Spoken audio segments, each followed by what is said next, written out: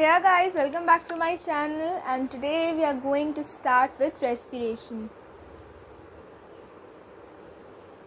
Respiration ज़्यादा tough topic नहीं है, बस कुछ चीज़ों को अगर हम लोग ध्यान दें इसमें तो बहुत इजी सा टॉपिक है। रेस्पिरेशन को शुरू करने से पहले दो चीज़ों के बीच में अगर आपको डिफरेंस क्लियरली पता हो तो ज़्यादा बेटर होता है। तो वो दो चीज़ें हैं क्या? वो दो चीज़ें रेस्पिरेशन और ब्रीदिंग। बहुत बार हम लोग मिसअंडरस्टैंड कर लेते हैं, हम लोग रेस्पिरेशन को ही ब्रीदिंग ले लेते हैं, बट रेस्पिरेशन ब्रीदिंग नहीं होता है। एक्चुअली जो मेन डिफरेंस है ब्रीदिंग और रेस्पिरेशन में वो है, ब्रीदिंग जो है इनहेलेशन और exhalation of air in and out of our lungs, उसको हम लोग कहते हैं ब्रीदिंग। मतलब हम लोग ऑक्सीजन को अंदर लेकर CO2 को रिलीज़ करते हैं, मतलब ऑक्सीजन का अंदर जाना फिर लंग्स से CO2 बाहर आना, दैट्स कॉल्ड ब्रीदिंग। ओके। और जो रेस्पिरेशन होता है वो केमिकल रिएक्शन है जिसमें ऑक्सीजन जो है वो ग्लूकोज को तोड़ के उसमें से एनर्जी निकालता है जो हमारे सेल यूज़ करते हैं। ठीक। तो breathing is a physical process where you inhale and exhale air. Inhale air which is rich in oxygen and exhale air which is rich in carbon dioxide. Okay. In and out of our lungs.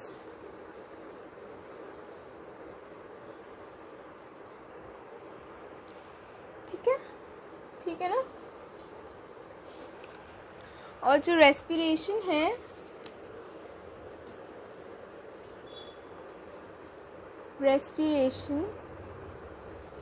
is a chemical reaction in which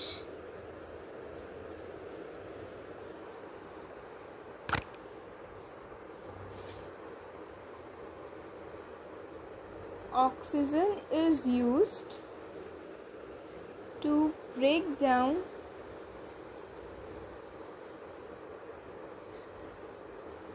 glucose in order to generate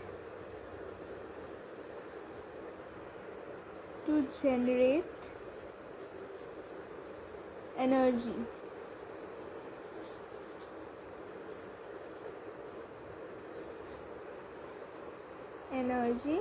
For our cells to function. Okay.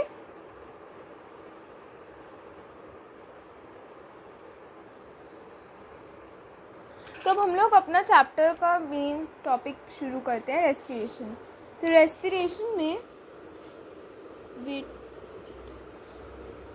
Respiration में सबसे पहले हमारा आता है नाज़ल holes, right, या nostrils, जिसको हम लोग नॉस्ट्रल्स भी बोलते हैं। ठीक, नाज़ल होल और नॉस्ट्रल्स। फिर ये अंदर जाते हैं, राइट, ऐसे कुछ होता है। और नॉस्ट्रल्स के अंदर बहुत सारे नाज़ल हेयर्स प्रेजेंट होते हैं जो कि एक वेब लाइक स्ट्रक्चर बना लेते हैं और फॉरेन बॉडीज़ को हमारे एयर के संग अंदर एंटर नहीं करने देते हैं। जो एयर होता है उसमें बहुत सारी फॉरेन बॉडीज़ और डस्ट पार्टिकल्स भी होता है। जो नाज़ल हेयर है वो वेब लाइक स्ट्रक्चर बना लेता है जिसकी वजह से जो बाहर के फॉरेन बॉडीज़ हैं वो एंटर नहीं कर पाते हमारे लंग्स में। ठीक है, इसको हम लोग कहते हैं नाज़ल हेयर। और ये जो अंदर कैविटी होती है, मतलब खाली जगह होती है जहाँ पे हेयर वेयर प्रेजेंट होता है, इसको हम लोग कहते हैं नाज़ल कैविटी।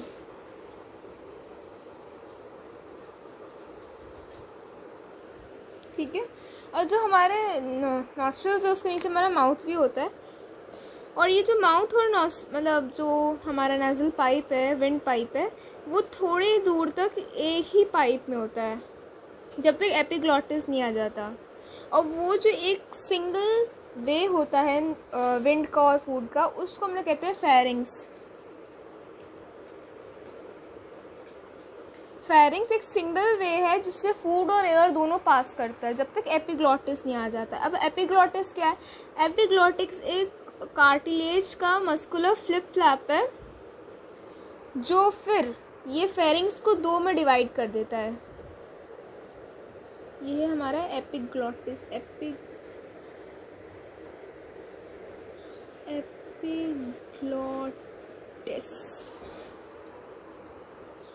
ठीक। फिर ये एपिग्लॉटिस अब इसके पीछे इसोफेगस होके जाता है और इसके आगे आता है हमारा ट्रैकिया, ठीक है। अब ट्रैकिया में एक पोर्शन ऐसा आता है जहाँ पे हमारा वॉइस बॉक्स प्रेजेंट होता है, वोकल कॉर्ड या वॉइस बॉक्स प्रेजेंट होता है। और ट्रैकिया का वो पोर्शन जिसमें वॉइस बॉक्स प्रेजेंट होता है उसको हम लोग कहते हैं लैरिंग्स। वो ट्रैकिया ही होती है, ट्रैकिया का बस वो पोर्शन जहाँ पे वॉइस बॉक्स प्रेजेंट होता है उसको हम लोग कहते हैं लैरिंग्स,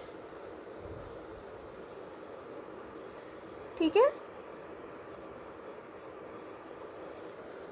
और फिर इसके बाद ये जो ट्रैकिया है, अब देखना याद रखना एपिग्लॉटिस ये फेरिंग्स को दो में डिवाइड करता है। फिर ये जो ट्रैकिया आगे बढ़ रहा है, ट्रैकिया में ही एक पोर्शन है जहाँ पे ये वॉइस बॉक्स प्रेजेंट, ये वॉइस बॉक्स है, वॉइस बॉक्स और वोकल कॉर्ड जो भी ये प्रेजेंट है यहाँ पे, इसको हम लोग कहते हैं, इस पोर्शन को हम लोग कहते हैं लैरिंग्स। अब इसके बाद वो सिंपल ट्रैकिया ही है। अब ये ट्रैकिया जाके दो में डिवाइड हो जाता है, इसको हम लोग कहते हैं ब्रोंकियाई। क्या कहते हैं? ब्रोंकियाई।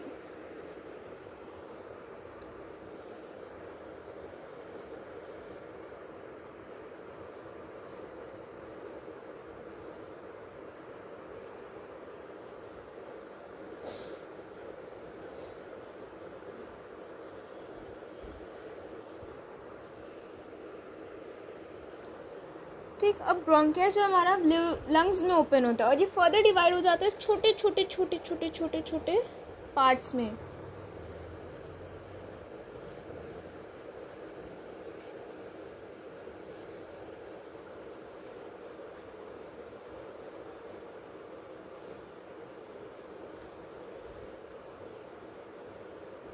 ठीक है, तो जो छोटे छोटे पार्ट्स में और सब पार्ट्स में डिवाइड हो गए, इसको हम लोग कहते हैं ब्रोंक्यूल्स।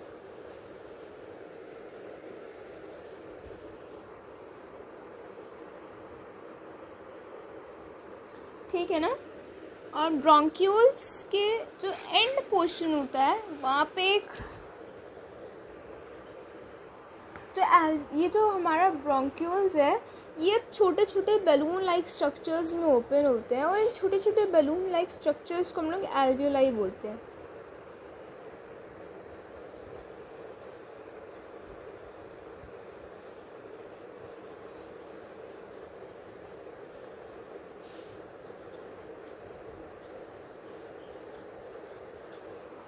ठीक है, ये हमारा एल्वियोलाई।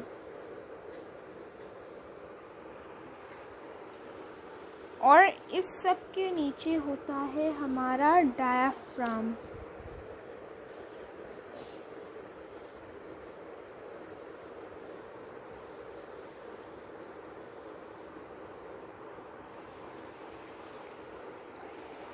और रिब्स होता है, रिब्स को मैं ड्रॉ नहीं कर रही क्योंकि फिर एग्जाम मतलब समझाने में दिक्कत होगा, इसलिए मैं कहते हैं डायाफ्राम, राइट, डायाफ्राम।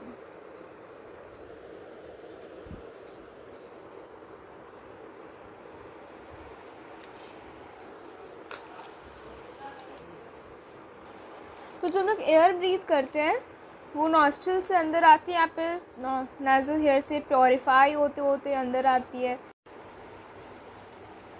अब जो हमारा एयर है वो हमारे जब लंग्स में पहुंच जाता है थ्रू एल्वियोलाई, मतलब अब यहाँ से एयर आया फिर ब्रोंकाइज में गया, फिर एल्वियोलाई में गया, ऐसे लंग्स में पहुंच गया।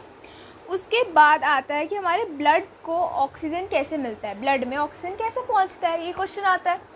तो इस क्वेश्चन का आंसर है कि जो हमारे पल्मोनरी आर्टरीज और वेन्स अभी हम लोग ट्रांसपोर्टेशन में पढ़ेंगे कि वो होता क्या है। वो जब हमारे लंग्स पे ऐसे कुछ वेब लाइक बना लेता है ताकि हल्का सा भी जगह ना बच जाए ऑक्सीजन के एस्केप होने का, वो उसमें वो हर एक लंग्स के पार्ट में पहुंच जाता है। और फिर उसके बाद जो हमारा कार्बन डाइऑक्साइड होता है वो सिंपल डिफ्यूजन के थ्रू हमारे लंग्स में चला जाता है। जो ब्लड्स में कार्बन डाइऑक्साइड इकट्ठा हो जाता है, प्रेजेंट हो जाता है, जो बाकी सेल्स से ब्लड लेकर आ रहा है, वो सिंपल डिफ्यूजन के थ्रू लंग्स में चला जाता है। और जो अब हमारा वो है ऑक्सीजन, अब वो थोड़ा अजीब तरीके से हमारे बॉडी में आता है, मतलब ब्लड में आता है। अब वो आप पूछेंगे कि वो अजीब तरीका है क्या, तो वो अजीब तरीका है कि हमारे जो ब्लड है, ब्लड में आरबीसीज प्रेजेंट होती है। 3 टाइप के ब्लड सेल्स होते हैं, डब्ल्यूबीसी, आरबीसीज और प्लेटलेट्स, है ना। तो जो आरबीसीज होती हैं उसमें हीमोग्लोबिन प्रेजेंट होता है। ये सबको पता होगा कि हीमोग्लोबिन प्रेजेंट होता है आरबीसीज में। अब वो जो हीमोग्लोबिन है उसमें एक आयरन कंपाउंड प्रेजेंट होता है, और वो जो आयरन कंपाउंड है वो हमारे बॉडी में मतलब आयरन होता है ब्लड में, वो हमारे ऑक्सीजन को जो लंग्स में प्रेजेंट है उसको एक मैग्नेट की तरह खींच लेता है अपने पास और आयरन ऑक्साइड बना लेता है। इस तरीके से हमारे ब्लड में आरबीसी में हीमोग्लोबिन के अंदर जो आयरन प्रेजेंट होता है उसके थ्रू हमारे लंग्स में से ऑक्सीजन चला जाता है ब्लड में। ठीक, इतना समझ में आ गया? नहीं समझ में आया तो कमेंट सेक्शन में पूछो, मैं ज़रूर उसको आपको आंसर करूँगी बाद में नेक्स्ट वीडियो में। और अब ये जो डायाफ्राम है इसकी बात करते हैं। अब जो रिब्स होता है, रिब्स हमारे लंग्स को प्रोटेक्ट करने के लिए होता है, कुछ ऐसा ऐसा ऐसा ऐसा होता है, ठीक है। और रिब्स के नीचे से डायाफ्राम होता है। डायाफ्राम की खासियत है कि पीछे से खाली एक तरफ से जो हमारा स्पाइनल कॉर्ड है उससे जुड़ा हुआ है, आगे से वैसे फ्लिप फ्लैप करता रहता है। और जो हमारा मेन पर्पस है डायाफ्राम का वो फ्लिप फ्लैप से ही है। अब आप पूछोगे फ्लिप फ्लैप से क्या फंक्शन हो सकता है, तो हमारा डायाफ्राम ये करता है जब वो ऐसे ऊपर की तरफ आता है तो जो हमारा इसके अंदर कार्बन डाइऑक्साइड भर जाता है लंग्स में, वो पुशअप होके हमारे बॉडी से बाहर निकलता है। ठीक, ये एक्सपेरिमेंट शायद 8 या 7 की बुक में भी था, एनसीईआरटी के बुक में, कि एक था ना ऐसे बलून को लोग ऐसे खींचते हैं तो ऑक्सीजन भर जाता है और ऐसे छोड़ते हैं तो मतलब हवा निकल जाती है बलून में से। एक एक्सपेरिमेंट था, वही एक्सपेरिमेंट अगर आप नहीं जानते तो मैं अब एक्सप्लेन करती हूँ। अगर आप नहीं जानते वो एक्सपेरिमेंट, तो ऐसे डायाफ्राम है, इसको जब ये ऐसे इधर की तरफ फ्लैप होता है तो जो ये है ये बड़ा हो जाता है लंग्स और इसमें ऑक्सीजन फिल हो जाता है। और जब ये ऐसे फ्लिप करता है तो ये पुश करता है लंग्स को और इसमें से सारे कार्बन डाइऑक्साइड निकल जाता है। फिर ये ऐसे होता है तो फिर ऑक्सीजन आता है, फिर ऐसे होता है, फिर कार्बन डाइऑक्साइड निकलता है, फिर ऐसे ऐसे करते करते हमारा ऑक्सीजन और कार्बन डाइऑक्साइड आता है। मेन पर्पस ये कि अगर डायाफ्राम नहीं होगा तो वो इंसान जिंदा नहीं होगा, क्योंकि फिर उसका लंग्स ही वर्क नहीं करेगा, और लंग्स वर्क नहीं करेगा, ऑक्सीजन नहीं आएगा, इंसान जिंदा हो ही नहीं सकता। तो सोच लीजिए डायाफ्राम कितना इंपॉर्टेंट होता है। ठीक, अब हम लोग मेन रेस्पिरेशन का प्रोसेस पढ़ने जा रहे हैं। जो मेन रेस्पिरेशन प्रोसेस है उसमें ज़्यादा कुछ नहीं है। अब जो हम लोग अभी तक सब बेसिक्स था कि मतलब खाली क्लियर करने के लिए ये सब आता कहाँ से ऑक्सीजन। ठीक, अब जो हमारा हम लोग C6H12O6 हमारे स्मॉल इंटेस्टाइन में बन के एब्जॉर्ब हुआ था, ये जो हमारा ग्लूकोज फॉर्म हुआ था ये अब हमारे साइटोप्लाज्म में, कहाँ पे? साइटोप्लाज्म में सेल के। अब ये कार्बन 6 मॉलिक्यूल है ना, यहाँ पे कार्बन 6 मॉलिक्यूल में, 6 के मॉलिक्यूल में ना कार्बन। अब ये कार्बन 3 मॉलिक्यूल में चेंज हो जाएगा।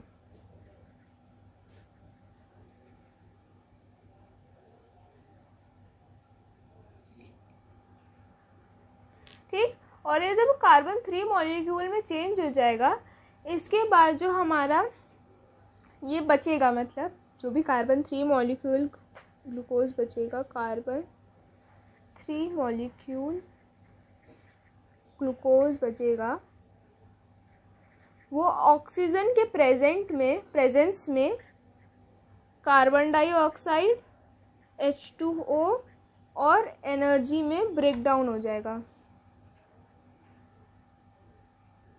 ये देखो ये साइटोप्लाज्म में हुआ था, लेकिन जो ये वाला प्रोसेस है ये हमारा माइटोकॉन्ड्रिया में होगा।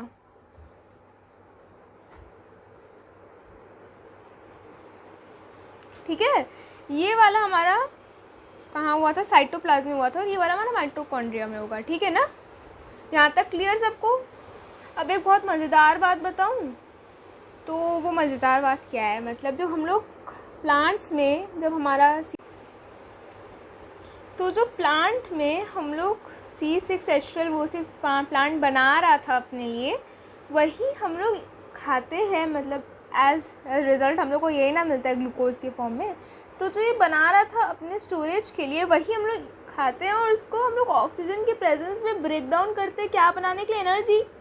और वही एनर्जी को यूज़ करके प्लांट ने ये बनाया, मतलब इनडायरेक्टली जो प्लांट को एनर्जी चाहिए थी स्टार्टिंग में, वही एनर्जी हम लोग को भी चाहिए। ठीक, यही बताना था। और सॉरी मैं आपको एक बहुत इंपॉर्टेंट पार्ट बताना भूल गई कि ये जो कार्बन 3 मॉलिक्यूल ग्लूकोज बनता है, इसको हम लोग एक्चुअली कहते हैं पायरूवेट। ठीक है, पायरूवेट।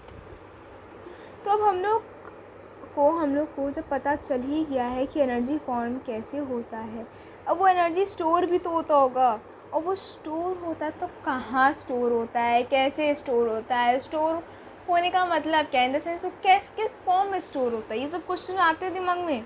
तो अब जो आप लोग ने एक बहुत मतलब ऐसा नाम सुना होगा, कॉमन नेम है ATP, एडेनोसिन ट्राइफॉस्फेट, सुना ना नाम। इसके फॉर्म में हमारा जो एनर्जी है वो स्टोर होता है। तो अब ATP ऐसा तो है नहीं कि वो जो एनर्जी हो गया वो ATP है इसको रख दो, ऐसा तो है नहीं।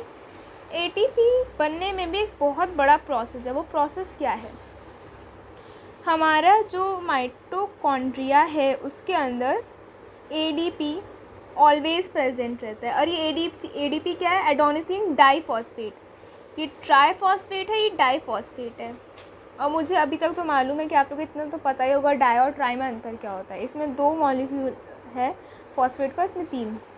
ठीक, तो ये हमारे में प्रेजेंट होता है, और हमारे उसमें माइटोकॉन्ड्रिया में से फॉस्फोरस या तो कंपाउंड के फॉर्म में या तो ऐसे ऐसे घूम रहे होते हैं।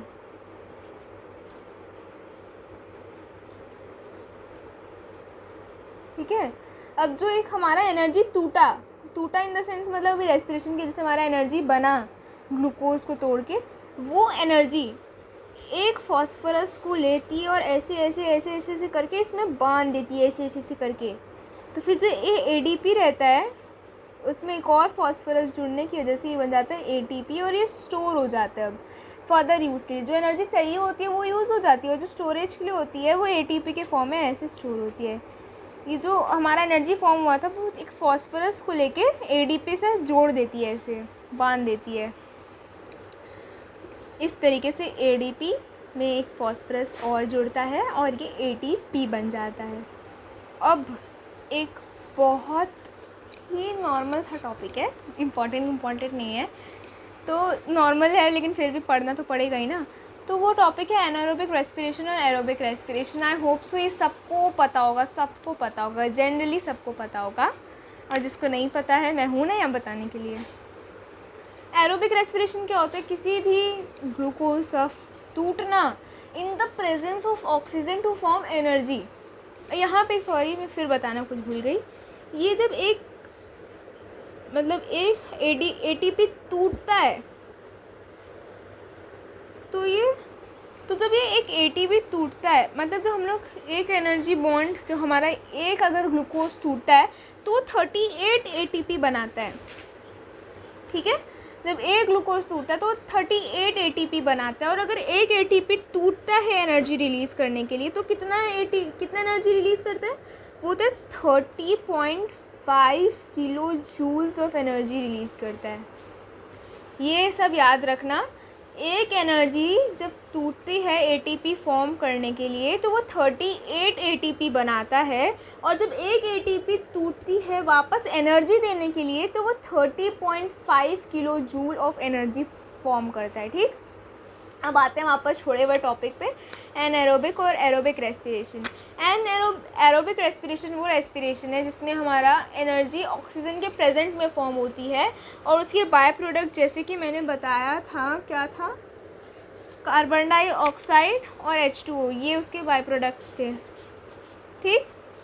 और अगर जब एनारोबिक रेस्पिरेशन होता है तो उसके बाय प्रोडक्ट्स क्या होते हैं, मतलब अगर ये मान लो कि एनर्जी है, एनर्जी ना, ये एनर्जी तो फॉर्म करनी है ना, सॉरी, जो हमारा पायरूवेट है, पायरूवेट ही होगा ना, पायरूवेट, यस पायरूवेट, जो हमारा पायरूवेट है वो जब एब्सेंस ऑफ O2 में ब्रेक डाउन होगा तो वो लैक्टिक एसिड बनाएगा और 2 ATP बनाएगा। यहाँ पे 38 ATP बन रहा है in the presence of oxygen, और in the absence of oxygen खाली 2 ATP बन रहा है। और लैक्टिक एसिड जो बहुत ज़्यादा हार्मफुल है हमारे बॉडी के लिए, वो भी रिलीज़ हो रहा है साथ में। तो आप समझ सकते हैं कि कितना ख़तरनाक होता है ये हमारा इन एब्सेंस ऑफ ऑक्सीजन, ये जो हमारा एनर्जी बनता है। और इसमें से जो हमारा एनर्जी रिलीज़ होती है 2 ATP में से, वो भी in comparison to 30.5 kilo joule बहुत कम होती है, ठीक है। और लैक्टिक एसिड की फॉर्मेशन की वजह से जो हम लोग को मसल क्रैम्प्स आते हैं बहुत बार, वो क्रैम्प्स लैक्टिक एसिड की वजह से आते हैं, ठीक। होप सो कि आपको एरोबिक एनारोबिक के बीच में डिफरेंस समझ में आ गया होगा, ATP आपको समझ में आ गया होगा, रेस्पिरेशन आपको समझ में आ गया होगा। कुछ नहीं समझ में आया, कोई टॉपिक मुझसे गलती से छूट गया हो तो प्लीज़ कमेंट सेक्शन में बताइए और मैं आपके डाउट सॉल्व करूँगी। और एक रिक्वेस्ट है कि मेरी फ्रेंड है, आपको जैसे मैं यहाँ पे साइंस समझा रही हूँ, वो भी एक न्यू स्टार्टर है और वो मैथ समझा रही है।